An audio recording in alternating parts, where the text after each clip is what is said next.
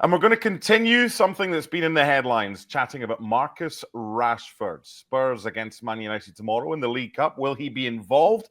We'll talk about that and plenty other things to get to as well. Specifically, the chunk of this show will be about Manchester United and Marcus Rashford. I want to start with Rob. How did we get to this situation with the interview that Marcus Rashford gave to Henry Winter over the past couple of days, saying that probably time for him to move on? Why do you think it's come to this, Rob? Well, there's been a sort of a steady breakdown between Man United and Marcus Rashford for a while now. There was hope that when he signed his new contract in 2023 that would kind of signal the start of him maybe kicking on and realising that undoubted potential. But for whatever reason, and there are a lot of different reasons, that hasn't really happened. There's been frustration among lots of the fans about some of his performances, some of his body language. Obviously, you have a situation at the weekend where Ruben Amorim drops him from the squad for what is a massive game at Man City, really making a statement to Marcus himself and also to the rest of the players that, if you don't train in the right way, you don't impress me in training, you're just not going to play. And then 2 days later, you get Marcus Rashford doing what looks to be a relatively impromptu interview where he says for the first time, really, that he thinks it's maybe time for him to leave Man United, a club that he's had an association with for the last 20 years. I mean, people have suggested for a while now that he looks like a player who needs a fresh start. And that really is Marcus confirming that he thinks that he's better off now elsewhere and away from Man United. Stevie, as a former player, do you look at Marcus Rashford in a game these days and think he's giving everything for the cause? I think there's been occasions when you could point the finger and say that he maybe isn't quite as invested as he should be. At the same time,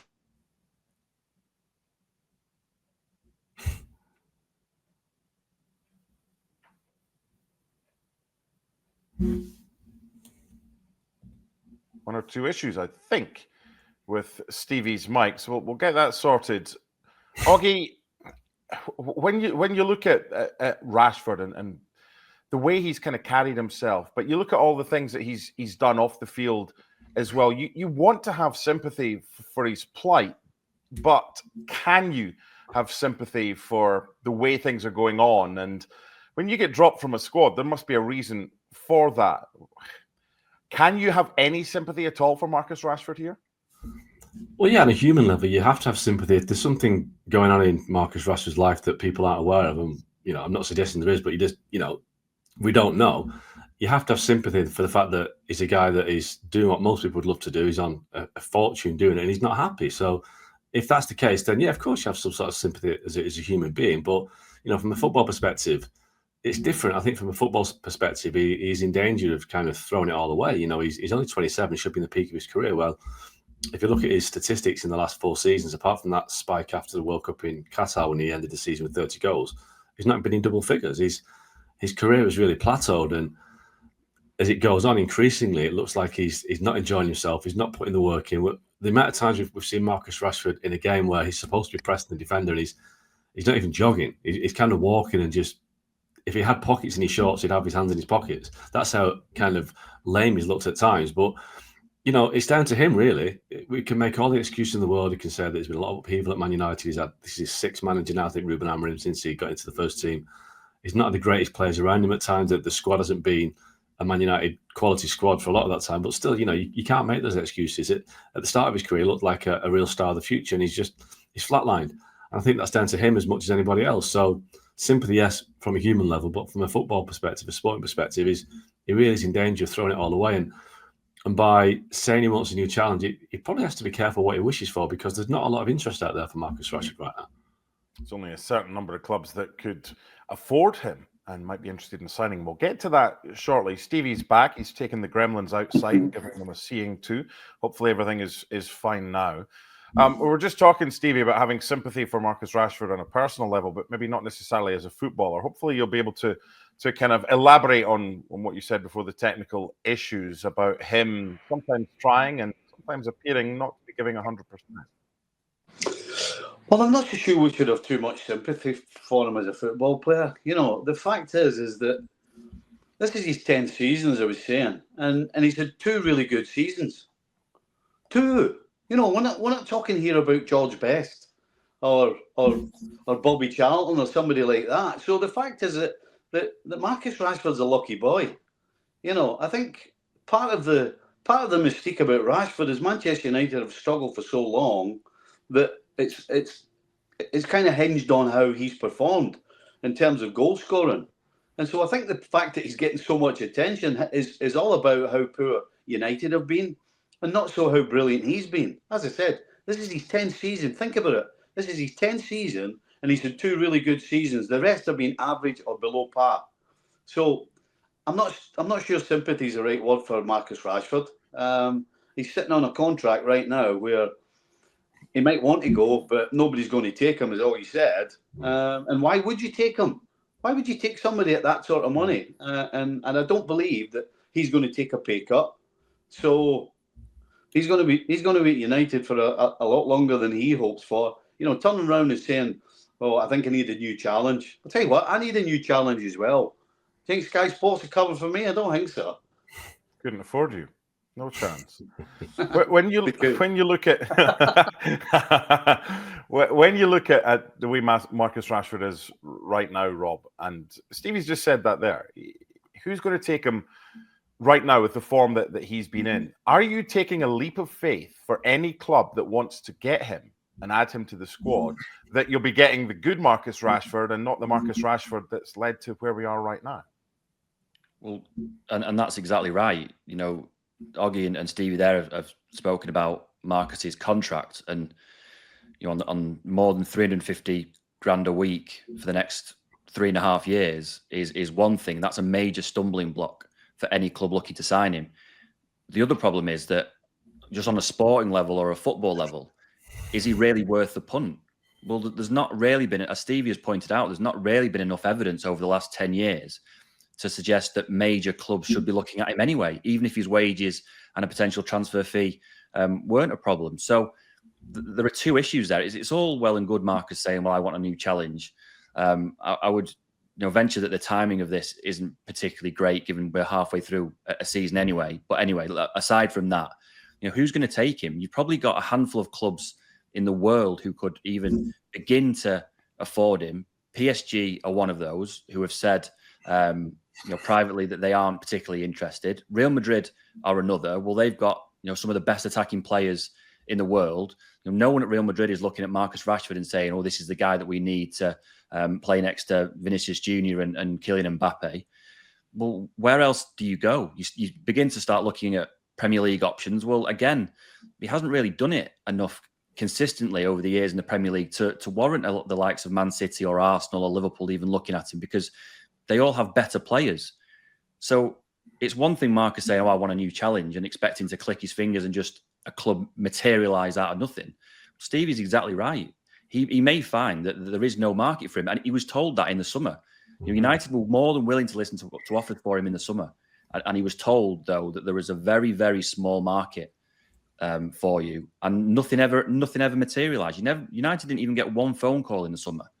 And I imagine there are United bosses sat there listening or reading that interview thinking, well, this is the same again. We're not going to get phone calls in January. We're not going to get phone calls at the end of next season because your wages are a massive problem and also your form is a problem. Oggy, one of the teams that Rob's just mentioned, and he's right, there aren't many that could afford him, is Manchester City. Mm-hmm. Now, I read an article, Martin Samuel in the Times this morning, and it was a hypothetical article. 14 players have swapped Manchester United for City or vice versa since the Second World War, the last of which was Carlos Tevez in 2009. Is it total pie in the sky? Because Pep's said in the past that he admires Marcus Rashford, but that was probably when he had one of his good 2 seasons that Stevie mentioned. So is this even something that we should visit? Is it a complete non-starter? And what would the reaction be like in Manchester if Marcus Rashford decided that he was off to City? Well, there are different strands to that question mark. So let's do them one by one. So first of all, it is right that Pep Guardiola has had an admiration for Marcus Rashford. I was told that by somebody at City 2-3 years ago that he was the one player that he could take from United, but that was 2-3 years ago. And Pep Guardiola's got plenty of problems right now, and I'm not sure an out-of-form winger who has had a few issues off the pitch is what he wants to sort it out, So I think it would be an extreme punt to suggest he's going to go to Man City, but, how would it be taken in Manchester? I think the Man United fans, the majority would be glad to see the back of him. But I'm not sure they want to see him go to Man City just in case he turns out to be the Marcus Rashford that they thought he would be and that never became.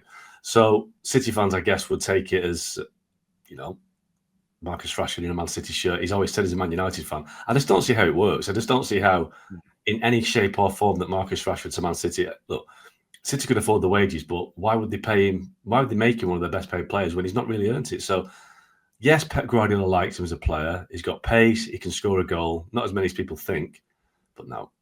If he goes to Man City, that shows that Man City are in a bigger problem than they actually think they're in right now.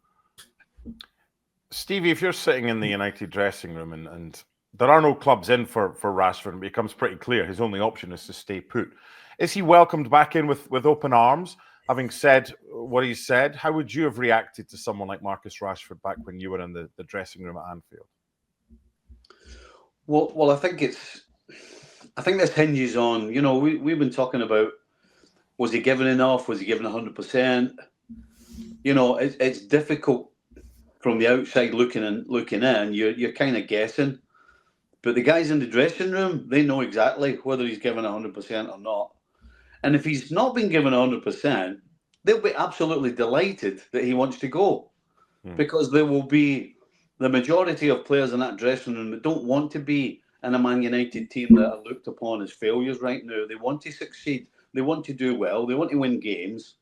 And they know that they need everybody. And if you've got a guy who may or may not be standing next to you on the field and you can't rely on him or trust him, I don't think there's one of those players in the United dressing room that will bat an eyelid if Marcus Rashford goes out the door.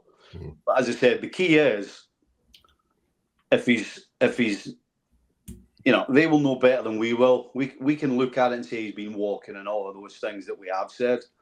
But as I said, the guys in the dressing room will 100% know whether he's giving it all or not. And as I said, if I'm one of those players and I think somebody next to me is not doing it and not giving it, and he comes out and makes a statement like that, I'll be more than glad to see him walk out the door. Absolutely no danger.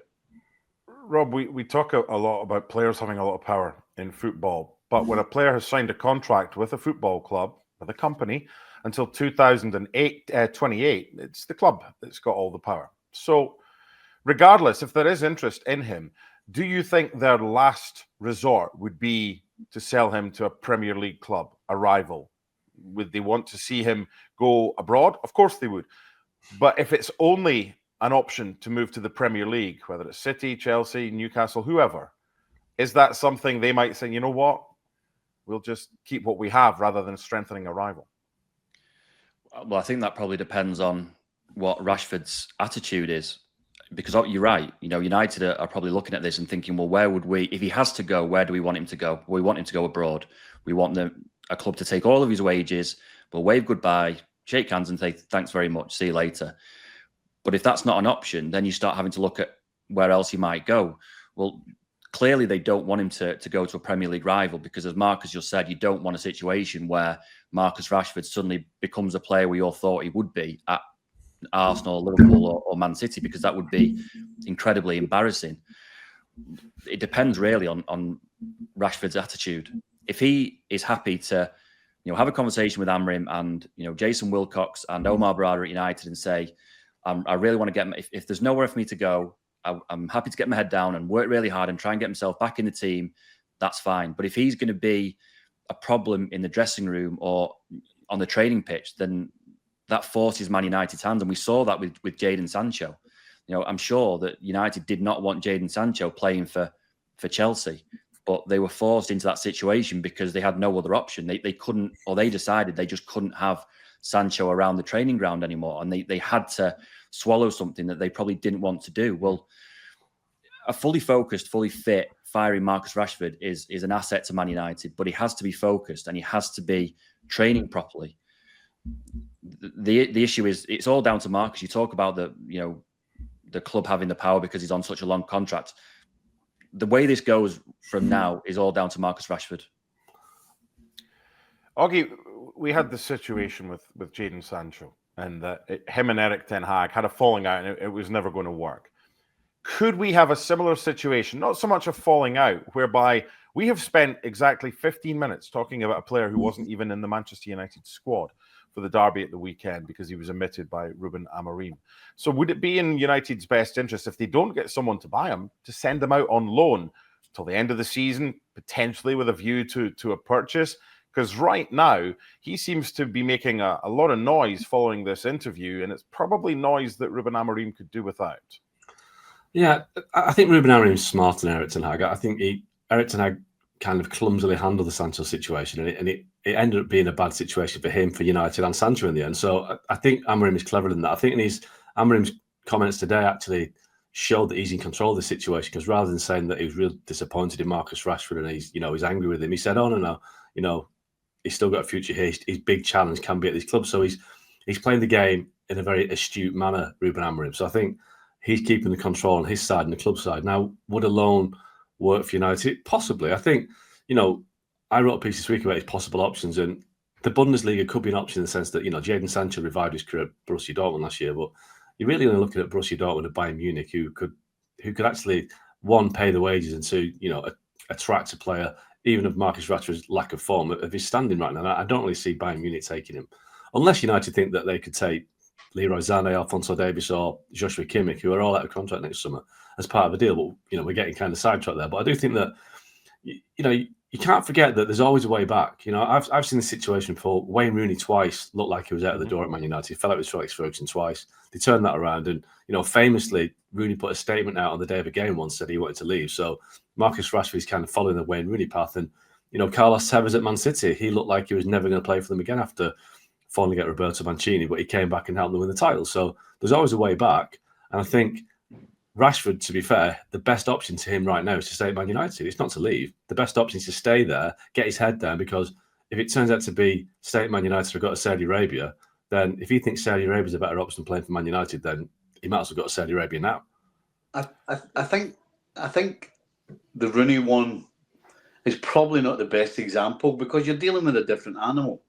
Yeah. I was talking about the dressing room, what they think about Rashford. Now, whether Rooney fell out with Fergie or not, the only thing the dressing room knows is that Wayne Rooney's coming in every day and going to work as hard as anybody else in that dressing room, regardless of whether he's arguing with Fergie, regardless of whether he's saying he wants to go away. I mean, there wasn't a blip in Rooney's performances after he said he wanted to go away. There wasn't a blip in his training. So I think unfortunately for Rashford, we're talking about a different animal here. I don't know whether you saw the show last night. I thought Frank Leboeuf absolutely nailed it. He was talking about how Rashford, his attitude and the way he thought about how he was as a kid and how he's looked after the other kids, and he's got his MBE because he's remembered his past, and his desire and his will to do well has come from his past. Well, if he could only do that with his football career, then he'd be top of the tree. But that's the problem. So, this is nothing else other than Marcus Rashford putting himself in his position. It's nothing to do with all the managers. It's nothing to do with anybody else. This is Marcus Rashford, who's got his big deal, his big contract, and it looks like, from the outside, his down tools. Just on that, Mark, I just think it's a fair point about using Marcus Rashford's his charity work, his off-field work, and that it's great. And what he did in the pandemic for feeding school kids was amazing. Absolutely, but a lot of footballers do that sort of thing without any publicity. Loads do. They have foundations, they do charity work, they go to hospitals, do all sorts of things. And 9 times out of 10, there's no publicity for that. So I don't think we should put Marcus Rashford on a pedestal that he's the only footballer that does that. He's not. He's just one of many. Credits him for doing it, but I think that the PR advice that he's getting is not the best right now. I think everything he does is a disaster, really. It just makes things worse. So I think they should kind of tone down on the Marcus Rashford being a saint and just say, look, he's just an old lad.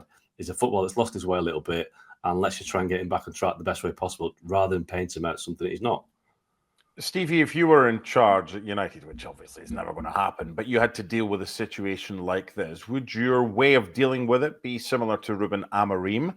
or what would you do differently if you have a player maybe you've had in the past? Maybe you've seen that when you've been in the change room at Liverpool, someone who was maybe on their way out and then came back in. How would you deal with it?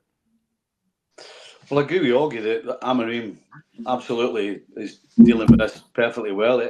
He absolutely looks as though he's in control of the situation. However, when you have a problem in the dressing room, it affects everybody. And as I said, Rooney's a one-off. But to me, this Rashford scenario absolutely is going to affect the rest of the dressing room. And so, you know what? When you got a problem, if you can cut it off, then do it. And so all the talk, if you can get him out on loan, you know, at the end of the day, the guy's not performing. Mm-hmm. And he's not going to be performing anytime soon by the looks of it. So get him out the door. And if you have to send him to another Premier League club and they pay half his wages, then for a club that right now is trying to build a kitty, who are saving money, I'm assuming, they're making all these cuts to try and build up some sort of finances where they can actually go and get some more players, because that's what they need. At the end of the day, the players they have aren't good enough, and they need a kitty to go and strengthen the squad, and they need more than a couple. And so if you can get this guy out the door, out the dressing room, it's one less problem. Absolutely, 100%, one less problem.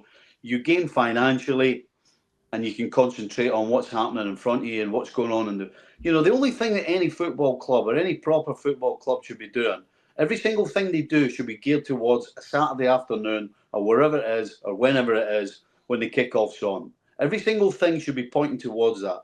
And having a guy like Rashford hanging around the dressing room, making comments and everybody talking about it while he's not producing or not even playing or not even in the squad is just a problem. So you know what? You got a problem, cut it off and get rid of it.